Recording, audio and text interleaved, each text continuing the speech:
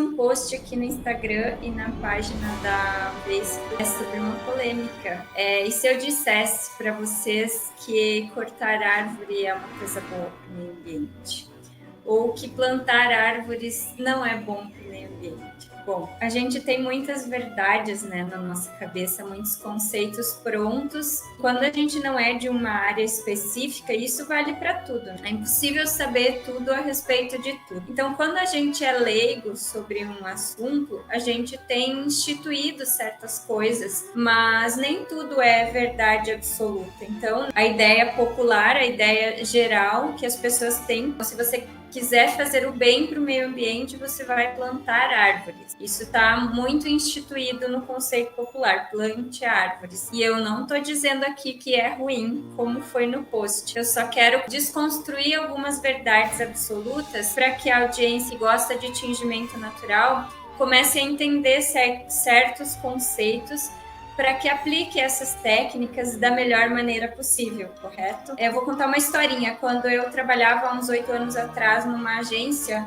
de licenciamento florestal, houve uma situação, tinha um parque municipal bem numa área central da cidade, um parque muito grande, muito bonito, e que tinha uma área grande, 24 hectares, isso é uma área grande dentro de uma área urbana, com uma floresta bastante conservada, bastante biodiversa, enfim. E nesse parque, o que aconteceu? O órgão municipal do meio ambiente optou por fazer um manejo dentro desse parque para cortar uma espécie chamada Rovenia dulcis, que talvez muitos de vocês conheçam como uva do Japão. A uva do Japão, uma espécie asiática muito comum aqui no sul, principalmente por ser muito usada para fazer sombra em aviários, em chiqueirões, porque ela perde as folhas no inverno.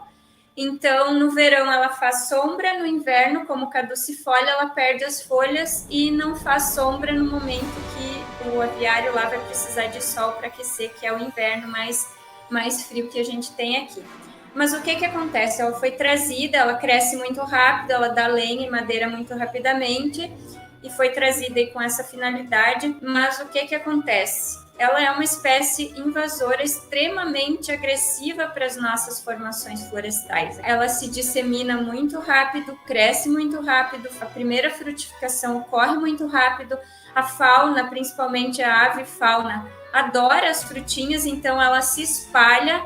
E o que acontece? Ela vem e ela compete com a floresta nativa e ela vai começando a substituir as espécies nativas nessas formações onde ela domina. Um outro exemplo muito marcante e fica ali no páreo a páreo qual que é pior do que a outra, que é o ligustro, outra espécie que foi trazida para arborização urbana porque faz muita sombra. Não sei se vocês vão conhecer pelo nome ligustro, mas é uma árvore muito usada, como eu disse, na arborização urbana, que dá uma frutinha roxinha bem pequena, que a avifauna também gosta muito e dissemina muito. No mesmo caso da uva do Japão, talvez pior, em algumas regiões ela domina a floresta, vocês não têm noção. E sabe o que é pior? Se você tentar cortar, ela rebrota e vira uma grama, como se fosse uma grama. Aquilo vem e não nasce, mas assim, não nasce nada embaixo. Quando ela domina, não nasce nada embaixo. Ela vira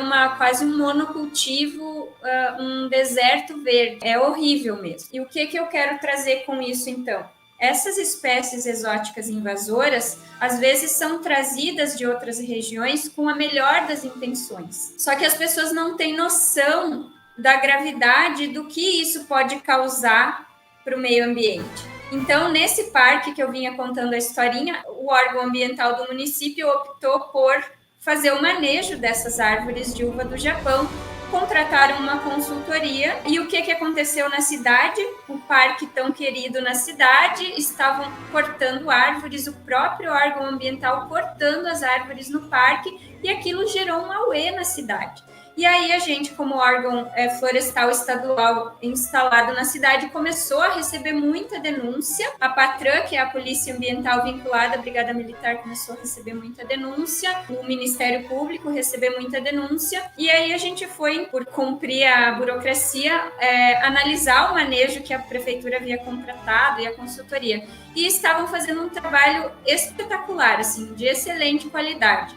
ao ponto de, por exemplo, ter uva do Japão entrelaçada com espécie nativa, eles conseguirem remover a uva do Japão sem um arranhão na espécie de árvore nativa. É um processo que você começa a cortar a árvore de cima para baixo para que evite ela cair e danificar as outras, ou seja, um manejo mesmo de qualidade. Mas isso gerou um auê, uma confusão na cidade por causa disso que eu falei, que a gente tem mitos na cabeça quando a gente é leigo num assunto. Então, naquela situação, cortar aquelas árvores era fundamental para manter toda aquela vegetação, com a qualidade, com a biodiversidade nativa, com a função de preservar o que é nosso, o que é nativo nosso. Então, nesse viés de que nem sempre cortar árvore é ruim, nem sempre plantar árvores é bom. Então, a gente sai, viaja, às vezes não precisa nem ser fora do país, porque a natureza ela não conhece fronteira política, ela conhece fronteira geográfica. Então, mesmo fazendo um exemplo, mesmo aqui no estado do Rio Grande do Sul,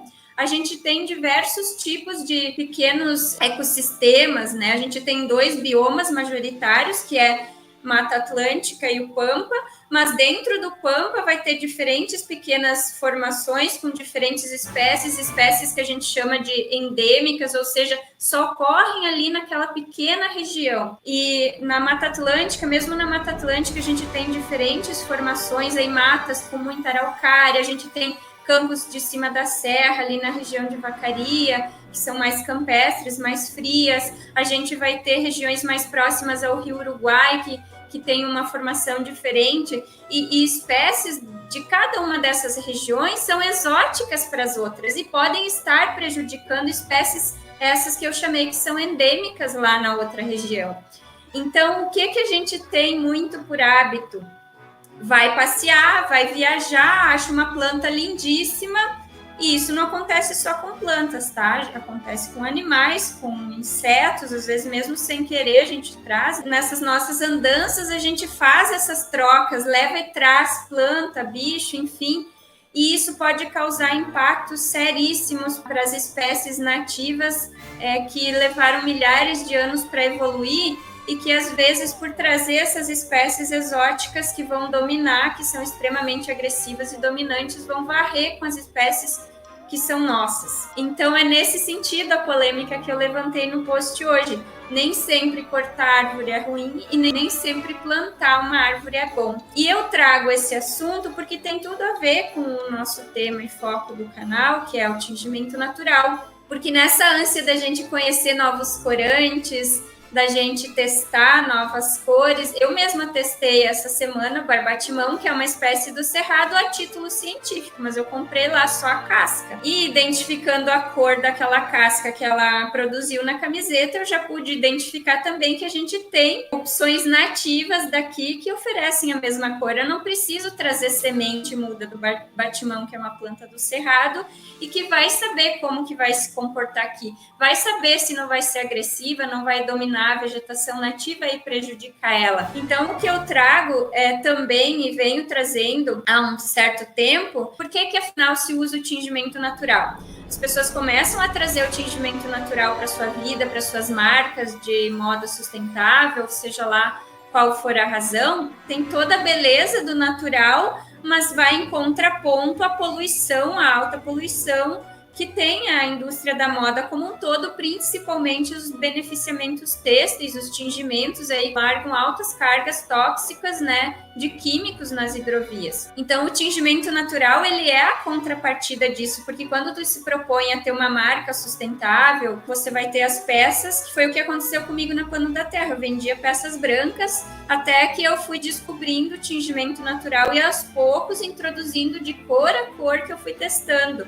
Tá? Então, é a contrapartida ao fast fashion, a esse modelo extremamente poluente que é a indústria têxtil hoje, convencional. Só que não é porque é natural que é sustentável e que é bom, e é esse o ponto que eu trago. Um deles é com relação a isso, essa mania que a gente tem de ficar levando para lá e para cá plantas sem ter a menor noção do que isso vai causar.